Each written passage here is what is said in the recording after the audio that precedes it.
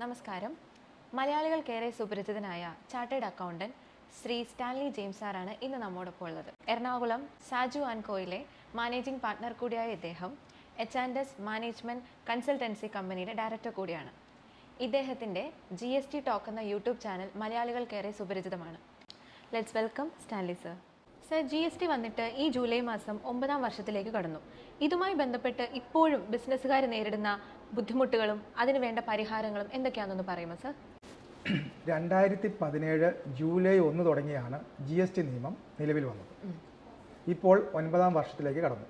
ഈ കാലയളവിൽ 55 GST council മീറ്റിങ്ങുകൾ നടക്കുകയും ആയിരക്കണക്കിന് നോട്ടിഫിക്കേഷനും സർക്കുലറും എക്സ്പ്ലനേറ്ററി സ്റ്റേറ്റ്മെൻറ്റ്സും എല്ലാം വന്നിട്ടുണ്ട്.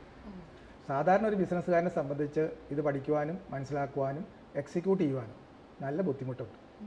എന്നിരുന്നാലും നമുക്ക് GST നിന്നും ഒളിച്ചോടാൻ സാധിക്കില്ല. അത് വൃത്തിയായിട്ട് പഠിച്ച് അതനുസരിച്ച് വേണം GST റിട്ടേൺ ഫയൽ ചെയ്യുവാനും അസസ്മെൻറ്റും ഓഡിറ്റും എല്ലാം നടത്തി വരുവാൻ. ഇനി ഇതിൻ്റെ ബുദ്ധിമുട്ടുകൾ എന്ന് പറഞ്ഞാൽ, ഈ നിയമം നിലവിൽ വന്നിട്ട് ഇപ്പോൾ 9 വർഷമായെങ്കിലും ഒരു ട്രൈബ്യൂണൽ ഇതുവരെയും എസ്റ്റാബ്ലിഷ് ചെയ്ത് പ്രവർത്തനം ആരംഭിച്ചിട്ടില്ല. അപ്പോൾ നിങ്ങൾ ചോദിക്കും എന്താണ് ട്രൈബ്യൂണൽ എന്ന്. ഒരു GST നമ്മൾ റിട്ടേൺസ് ഫയൽ ചെയ്തിട്ട് അതിൻ്റെ അസസ്മെൻറ്റ് കഴിയുമ്പോൾ നമുക്കൊരു ഓർഡർ കിട്ടുന്നു. ആ ഓർഡറിന് അഗൻസ്റ്റ് നാച്ചുറലായിട്ട് നമ്മൾ ഡിസ്പ്യൂട്ട് ഉണ്ടെങ്കിൽ നമ്മളൊരു അപ്പീൽ ഫയൽ ചെയ്യും. അതിനെയാണ് ജോയിൻറ്റ് കമ്മീഷണർ അപ്പീൽസിൻ്റെ മുമ്പിൽ ഫസ്റ്റ് അപ്പീൽ എന്ന് പറയും. അതിലും നമ്മൾ തൃപ്തിപ്പെട്ടില്ല, അല്ലെങ്കിൽ നമ്മുടെ ഡിമാൻഡ്സോ നമ്മുടെ ഗ്രീവൻസ് ഒരു സൊല്യൂഷൻ കിട്ടിയില്ലെങ്കിൽ സ്വാഭാവികമായിട്ടും നമ്മൾ ഹയർ അതോറിറ്റീസിലോട്ട് പോകും. അതിനെയാണ് ട്രൈബ്യൂണൽ എന്ന് പറയും. ഇന്ത്യയിൽ ഒരു സംസ്ഥാനത്തും നാളിതുവരെ ട്രൈബ്യൂണൽ വരുന്നു എന്ന് പറഞ്ഞതല്ലാതെ പ്രവർത്തനം ആരംഭിച്ചിട്ടില്ല. അത് ഇപ്പോഴുമുള്ളൊരു ന്യൂനതയാണ്. എത്രയും വേഗം കേന്ദ്ര ഗവൺമെൻറ് അത് പ്രാബല്യത്തിൽ കൊണ്ടുവരിക എന്നുള്ളതാണ് ഏറ്റവും പ്രധാനപ്പെട്ടൊരു കാര്യം. മറ്റൊരു ബുദ്ധിമുട്ട് വ്യാപാരികൾ നേരിടുന്നത് റേറ്റിൻ്റെ ചേഞ്ചാണ്. നിങ്ങൾക്കറിയാം, ഓരോ GST കൗൺസിൽ കൂടുമ്പോഴാണ് അവരുടെ ശുപാർശ പ്രകാരമാണ് GSTയുടെ റേറ്റുകൾ മാറുന്നത്. അപ്പോൾ വ്യാപാരികൾക്കും വ്യവസായികൾക്കും ഓരോ മീറ്റിംഗ് കൂടുമ്പോൾ ഈ റേറ്റിന് ചേഞ്ച് വരുന്നുണ്ട്. അത് പ്രാബല്യത്തിലാക്കാൻ അവർക്ക് വളരെ ബുദ്ധിമുട്ടുണ്ട്. കാരണം ഒരു സ്പെസിഫിക് ഡേറ്റ് എന്ന് പറയുന്നത് നോട്ടിഫൈ ചെയ്ത് വരികയാണ്. ഒരു GST കൗൺസിൽ മീറ്റിംഗ് കൂടി അവർ റെക്കമെൻഡ് ചെയ്തതനുസരിച്ച് ഗവൺമെൻറ് നോട്ടിഫൈ ചെയ്യുക. സേ ഫോർ എക്സാമ്പിൾ, ഇപ്പോൾ ജൂലൈ 15 തുടങ്ങി പ്രാബല്യത്തിൽ വന്നു. റേറ്റ് 12 ഇരുന്ന് ചിലപ്പോൾ 5 ആവും, 5 ഇരുന്ന് 1 ആവും. നിങ്ങൾക്കറിയാമല്ലോ, മെയിനായിട്ട് 5 ടൈപ്പ് ടാക്സുകളാണുള്ളത്. മൊത്തം എക്സംപ്റ്റഡ് ആയിട്ട് 0%, 1%, 5, 12, 18, 28 ഇങ്ങനെ ഡിഫറെൻറ്റ് ടൈപ്സ് ഓഫ് ടാക്സസ് ഉണ്ട് നിലവിൽ. അപ്പോൾ ഈ റേറ്റ് അടിക്കടി മാറുമ്പോൾ അത് വളരെ ബുദ്ധിമുട്ടുണ്ട്. അതിന് ഞാൻ റെക്കമെൻഡ് ചെയ്യുന്നൊരു പ്രപ്പോസൽ, കേന്ദ്ര ഗവൺമെൻറ് ഒരൊറ്റ ബഡ്ജറ്റ് മാത്രമേ പുറപ്പെടുവിക്കുന്നുള്ളൂ. നാച്ചുറലി അത് മിക്കവാറും മാർച്ച്, ഏപ്രിൽ അല്ലെങ്കിൽ മെയ് മാസമായിരിക്കും ഒരു സാമ്പത്തിക വർഷം. അപ്പോൾ ബഡ്ജറ്റുമായിട്ട് ബന്ധപ്പെട്ട് മാത്രം വേണം ഈ റേറ്റ് ചേഞ്ച് പ്രഖ്യാപിക്കുവാൻ. അപ്പോൾ അത് ഒരേ ഫിനാൻഷ്യൽ ഇയറിൽ അവർക്കത് വളരെ കൃത്യമായിട്ട് അത് പ്ലാൻ ചെയ്യുവാനും ഇംപ്ലിമെൻറ്റ് ചെയ്യുവാനും സാധിക്കും. മറ്റൊരു ന്യൂനത ഞാൻ കാണുന്നത് കോൺട്രാക്ടേഴ്സിനും ബിൽഡേഴ്സിനുമാണ്. ഈ GST നിയമം വരുന്നതിന് മുമ്പ് നിങ്ങൾക്കും അറിയാം, VAT, service tax, luxury tax, entertainment tax, വിവിധ തരം ടാക്സുകളായിരുന്നു. പക്ഷേ GST പ്രാബല്യത്തിൽ വന്നപ്പോൾ ഇതെല്ലാം കൂടെ ക്ലബ് ചെയ്തിട്ട് ഇൻഡയറക്റ്റ് ടാക്സിൽ ഇത് പ്രാബല്യത്തിൽ വരികയാണ് ചെയ്തത്. അപ്പോൾ ഈ കോൺട്രാക്ടേഴ്സിനും ബിൽഡേഴ്സിനും ഉള്ള ബുദ്ധിമുട്ട്, GSTക്ക് മുമ്പ് ഇവർക്ക് കോമ്പൗണ്ടിങ് എന്ന് പറഞ്ഞൊരു ഫെസിലിറ്റി ഉണ്ടായി. കോമ്പൗണ്ടിങ് ഫെസിലിറ്റി എന്ന് പറഞ്ഞാൽ ഇൻപുട്ട് ഒന്നും എടുക്കാൻ പാടില്ല, കിട്ടുന്ന ടേൺ ഓവറിൻ്റെ ഒരു ഫിക്സഡ് റേറ്റ് സർക്കാരിലേക്ക് അടച്ചാൽ മതി. ഒരു എക്സാമ്പിൾ പറഞ്ഞാൽ, ഒരു കോൺട്രാക്ടർ ഒരു കെട്ടിടം പണിയാണ്, 1 കോടി രൂപ. അപ്പോൾ 4% GST എന്ന് പറഞ്ഞാൽ, അല്ലെങ്കിൽ വാറ്റ് എന്ന് പറഞ്ഞിരുന്നെങ്കിൽ 4% അടയ്ക്കുക, ഇൻപുട്ടൊന്നും എടുക്കാൻ പാടില്ല, കാര്യം തീർന്നു. പക്ഷേ ഇപ്പോൾ നിലവിൽ ആ സംവിധാനം ഇല്ല. അതിന് പകരം എന്താണ്, ഇൻപുട്ട് ഔട്ട്പുട്ട് മെക്കാനിസമാണ്. പർച്ചേസ് ചെയ്യുന്ന മെറ്റീരിയൽസിൻ്റെയും ഗുഡ്സിൻ്റെയും സർവീസിൻ്റെയും ഇൻപുട്ട് എടുക്കാം, ഔട്ട്പുട്ട് കൊടുക്കണം, അതിൻ്റെ റിട്ടേൺ ഫയൽ ചെയ്യണം, ആനുവൽ റിട്ടേൺ ഉണ്ട്, ഓഡിറ്റ് ഉണ്ട്. അങ്ങനെ കുറച്ചും കൂടി അത് ടൈം കൺസ്യൂമിംഗ് ആയിട്ടുള്ള ഒരു പ്രൊസീജിയറായിട്ട് മാറി. അപ്പോൾ അതിനൊരു സൊല്യൂഷൻ എന്ന് പറഞ്ഞാൽ ബിൽഡർമാർക്കും ഉണ്ട്. അപ്പോൾ ബിൽഡേഴ്സിനും കോൺട്രാക്ടേഴ്സിനും നമുക്ക് കൊടുക്കാവുന്ന ഒരു റെക്കമെൻഡേഷൻ ഗവൺമെൻറ്റിന് ചെയ്യാവുന്നത് കോമ്പൗണ്ടിങ് എന്നുള്ള ഫെസിലിറ്റി കൂടെ കൊടുക്കുക, ഒരു ഓപ്ഷൻ പോലെ. അപ്പോൾ ഇപ്പോൾ ഇൻപുട്ട് ഔട്ട്പുട്ട് മെക്കാനിസമേ ഉള്ളൂ. അപ്പോൾ കോമ്പൗണ്ട് ചെയ്യുന്നവർക്ക് അങ്ങനെ ചെയ്യാം, ഇല്ലാത്തവർക്ക് ഇൻപുട്ട് ഔട്ട്പുട്ട് മെക്കാനിസത്തിലും റിട്ടേൺ ഫയൽ ചെയ്യാം. ഇത് നല്ലൊരു നിർദ്ദേശമായിട്ട് ഞാൻ കരുതുന്നു. കേന്ദ്ര ഗവൺമെൻറ് ഇത് ബഡ്ജറ്റുമായിട്ട് ബന്ധപ്പെട്ട് ചർച്ച ചെയ്തിട്ട് മാത്രമേ ഇത് ഇംപ്ലിമെൻറ്റ് ചെയ്യുവാൻ സാധിക്കും. സാധിക്കുള്ളൂ. ഓക്കെ. ഈ 2 പ്രപ്പോസലോടെ കഴിഞ്ഞാൽ തീരും. മറ്റൊരു ബുദ്ധിമുട്ട് റിട്ടേൺ ഫയൽ ചെയ്യുമ്പോഴാണ്.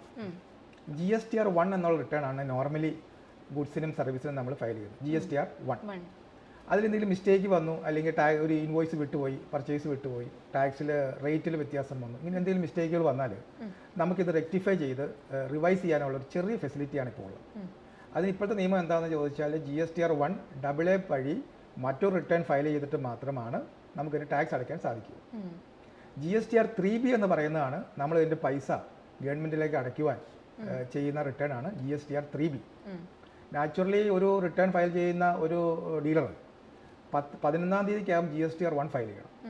20-ാം തീയതിയാണ് due date GSTR 3B tax അടയ്ക്കേണ്ടത്. അപ്പോൾ ഈ 9 ദിവസത്തിനുള്ളിൽ നമുക്ക് എന്തെങ്കിലും മിസ്റ്റേക്ക് ഉണ്ടെങ്കിൽ അത് റിവൈസ് ചെയ്ത് ടാക്സ് അടയ്ക്കാനുള്ള സംവിധാനമാണ് നിലവിലുള്ളത്. എൻ്റെ അഭിപ്രായത്തിൽ അത് തീരെ കുറഞ്ഞ ഒരു സമയമാണ്. ഒരു മിനിമം നമുക്ക് ഒരു റിട്ടേൺ ഫയൽ ചെയ്തിട്ട് അതിൽ എന്തെങ്കിലും മിസ്റ്റേക്ക് ഉണ്ടെങ്കിൽ അതൊരു 3 മാസത്തെ ഗ്യാപ്പ് കിട്ടിയാൽ തീർച്ചയായിട്ടും നമുക്കത് അന്ന് തന്നെ പരിഹരിച്ച് പോകാം. പലിശ ഉണ്ടെങ്കിലും ആ സമയത്ത് പലിശ കൊടുത്താൽ മതി. ഇല്ലെങ്കിൽ പിന്നെ നമ്മൾ ആനുവൽ റിട്ടേണും 9C ഒക്കെ ഫയൽ ചെയ്യുമ്പോൾ നമ്മൾ ചെയ്യാനിരുന്നാൽ 1 വർഷവും 1.5 വർഷമൊക്കെ ചിലപ്പോൾ നമ്മൾ പലിശ കൊടുക്കണം. പലിശയുടെ റേറ്റ് നിങ്ങൾക്ക് അറിയാം, 18% പെർ മന്താണ്. അതേസമയം നമുക്ക് റീഫണ്ട് കിട്ടുമ്പോൾ കേന്ദ്ര ഗവൺമെൻറ് തരുന്നത് 6% ഉള്ളൂ. അങ്ങനെ ഒരു ഡിസ്പാരിറ്റിയും ഇപ്പോൾ നിലവിലുണ്ട്.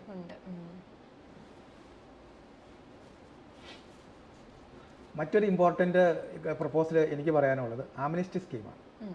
കേന്ദ്ര ഗവൺമെൻറ് GST നിയമം വന്നപ്പോൾ വളരെ വ്യക്തമായിട്ട് പറഞ്ഞിരുന്നു, തുടക്കത്തിലെ റിട്ടേൺസ് എല്ലാം ഫയൽ ചെയ്യുമ്പോൾ എന്തെങ്കിലും ബുദ്ധിമുട്ടുകൾ വന്നാൽ അത് നമുക്ക് അതിൻ്റെ ഇൻട്രസ്റ്റും പെനാൽറ്റിയും എല്ലാം ഒഴിവാകും, ഡീലർ ഫ്രണ്ട്ലി ആയിരിക്കും, വലിയ ഹറാസ്മെൻ്റ് ഒന്നും കാണില്ല എന്ന് പറഞ്ഞു. അപ്പോൾ പല വ്യാപാരികളും ബിസിനസ്സുകാർക്കും ഇതിനെക്കുറിച്ച് വ്യക്തമായൊരു ധാരണ ഉണ്ടായിരുന്നില്ല തുടക്കത്തിൽ. 2017 ഞാൻ പറയുന്നത്. അപ്പോൾ ആദ്യ കാലഘട്ടങ്ങളിൽ റിട്ടേൺ ഫയൽ ചെയ്തപ്പോൾ ഒരുപാട് മിസ്റ്റേക്കുകൾ ടാക്സ് പേയേഴ്സിന് വന്നിട്ടുണ്ട്. പക്ഷേ ഇപ്പോൾ ഗവൺമെൻറ് അതിനെല്ലാം അസസ്മെൻറ്റിനും ഓഡിറ്റിനും സെലക്ട് ചെയ്തിട്ട് ഹ്യൂജ് ടാക്സും പലിശയും പെനാൽറ്റിയും ഇമ്പോസ് ചെയ്യുക. അപ്പോൾ ഇതുമായി ബന്ധപ്പെട്ട് നമ്മൾ പല ഫോറത്തിലും ഗ്രീവൻസ് ആയിട്ടും അല്ലാതെയും നമ്മൾ റിക്വസ്റ്റ് കൊടുത്തിരുന്നു. കേന്ദ്ര ഗവൺമെൻറ്റിൽ നിന്നും ഇവിടെ ധനകാര്യമന്ത്രി കൊച്ചിയിൽ വന്നപ്പോൾ നമ്മൾ നേരിട്ടും ഈ ഗ്രീവൻസ് പറഞ്ഞിരുന്നു. അതിൻ്റെ എല്ലാം വെളിച്ചത്തിൽ ഗവൺമെൻറ് എനിഹൗ അവസാനം ഒരു അമ്നിസ്റ്റി പ്രഖ്യാപിച്ചു. പക്ഷേ അത് വളരെ കുറച്ചൊരു പീരീഡിലേക്ക് ഉണ്ടായിരുന്നു. അതിന് എന്തായാലും അത് മാർച്ച് 2025 അതിൻ്റെ കാലാവധിയും കഴിഞ്ഞു. ഇനീഷ്യൽ 3 വർഷം കൊടുത്തിട്ടുള്ളൂ, 17, 18, 19, 19, 20. അപ്പോൾ അതിൽ നമുക്ക് കൊടുക്കാവുന്ന ഒരു പ്രപ്പോസൽ ഒരു 4 വർഷമെങ്കിലും നമ്മൾ ഈ അമ്നിസ്റ്റി സ്കീം വീണ്ടും ഇൻട്രൊഡ്യൂസ് ചെയ്യുക, കുറച്ച് സമയവും കൂടി കൊടുക്കുക. അപ്പോൾ ഇനീഷ്യലായിട്ട് വന്നതിൻ്റെ അകത്ത് ടാക്സ് മാത്രം അടച്ചാൽ മതി, ഇൻട്രസ്റ്റും പെനാൽറ്റി അടയ്ക്കേണ്ട. അത് വ്യാപാരികൾക്കും വ്യവസായികൾക്കും വലിയൊരു ആശ്വാസമായിരിക്കും എന്നുള്ളതിൽ യാതൊരു സംശയവും. സർ, ടാക്സുകൾ പലതരമുണ്ട്. അത് പ്രധാനമായിട്ടും ഇപ്പോൾ ഏതൊക്കെ ടൈപ്പ് ഓഫ് ടാക്സുകളാണ് ഇപ്പോൾ നിലവിലുള്ളത്, അതിനെക്കുറിച്ചൊന്ന് ബ്രീഫ് ചെയ്യാമോ സർ? യെസ്, നമുക്ക് ടാക്സ് ഇന്ത്യയിലെ നിയമം അനുസരിച്ച് പ്രധാനമായിട്ടും 2 ടൈപ്പ് ടാക്സാണ്. ഒന്നിനെ ഡയറക്റ്റ് ടാക്സ് എന്ന് പറയും. അതിൻ്റെ ഏറ്റവും നല്ല എക്സാമ്പിൾ ഇൻകം ടാക്സാണ്. ഇപ്പം നിങ്ങളൊരു സ്ഥാപനത്തിൽ ജോലി ചെയ്യുകയാണെങ്കിൽ സാലറി കിട്ടും. സാലറി കിട്ടുമ്പോൾ നേരിട്ടാണ് നിങ്ങൾ ഗവൺമെൻറ്റിലേക്ക് അതിൻ്റെ ടാക്സ് അടയ്ക്കുന്നത്. ഇപ്പം നിങ്ങളുടെ എംപ്ലോയർ TDS എന്തെങ്കിലും പിടിച്ചിട്ടുണ്ടാവും. TDS അറിയാമല്ലോ.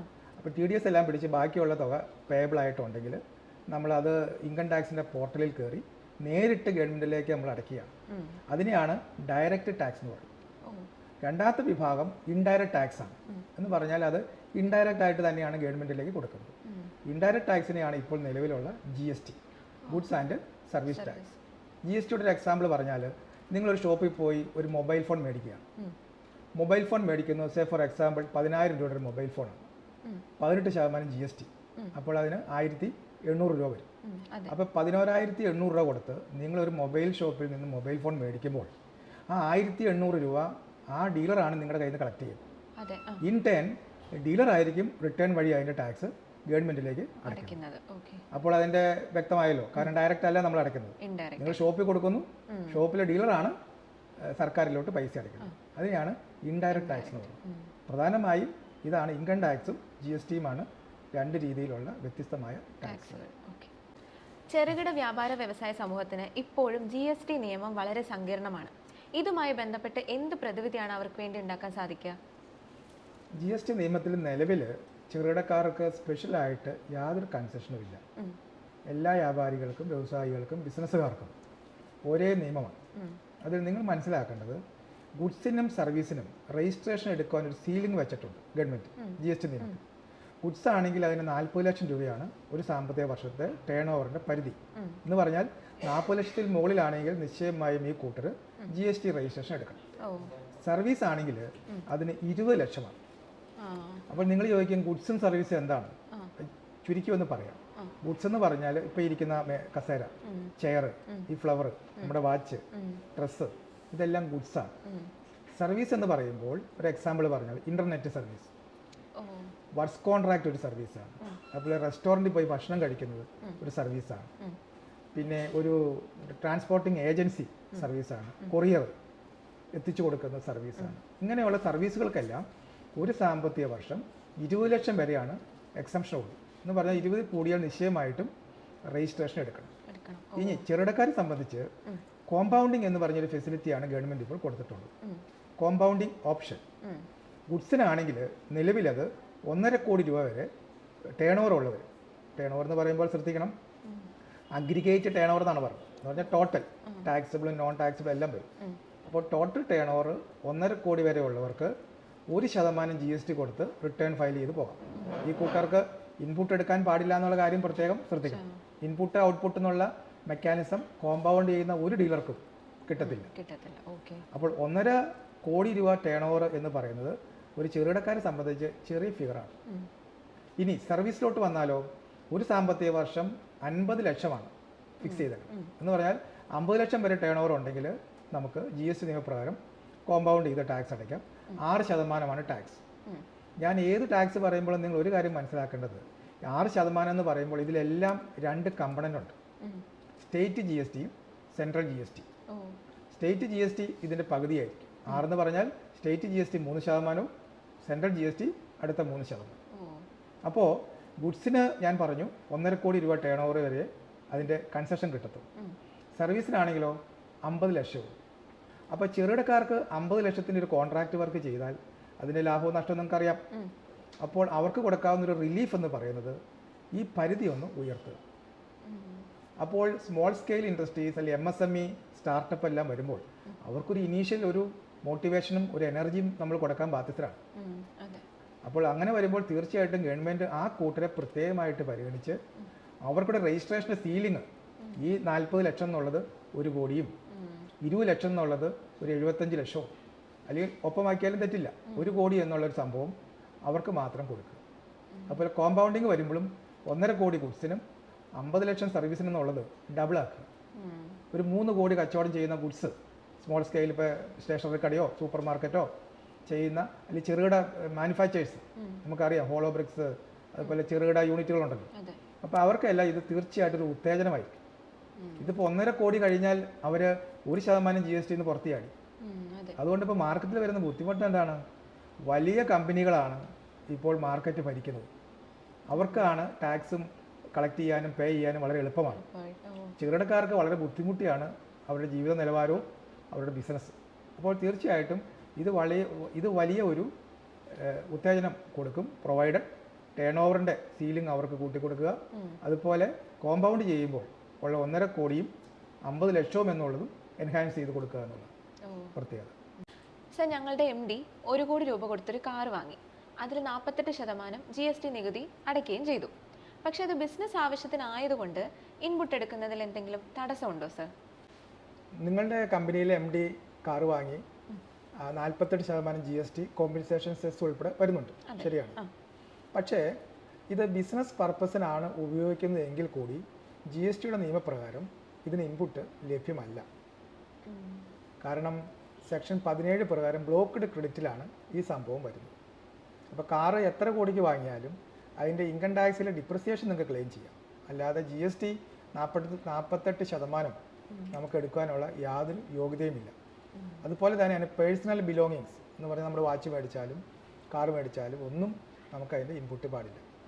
പക്ഷേ GST നിയമത്തിലെ പൊതുവായൊരു നിയമം നിങ്ങൾക്കറിയാം, ഇത് ബിസിനസ് പർപ്പസിനാണ് ഉപയോഗിക്കുന്നത്. താങ്കൾ പറഞ്ഞത് ശരിയാണ്, MD കാറുമായിട്ട് പോയാണ് ബിസിനസ് പിടിക്കുന്നതും ട്രാവൽ ചെയ്യുന്നതും എല്ലാം ഉപയോഗിക്കുന്നുണ്ട്. പക്ഷെ ഒരു കാരണവശാലും ഇതിൻ്റെ ഇൻപുട്ട് GSTയിൽ സെറ്റ് ഓഫ് ചെയ്യാനോ എടുക്കുവാനോ ഉള്ള യോഗ്യത ഇല്ല എന്നുള്ളതാണ് ഇതിൻ്റെ സിമ്പിളായിട്ടുള്ള ഉത്തരം. സർ ഞാനിപ്പോൾ ഒരു വീട് പണിയാണ്, അത് ഞാൻ കോൺട്രാക്ട് കൊടുത്തിട്ടാണ് ഞാൻ പണിയുന്നത്. അതിന് GST ഉണ്ടാവുമോ?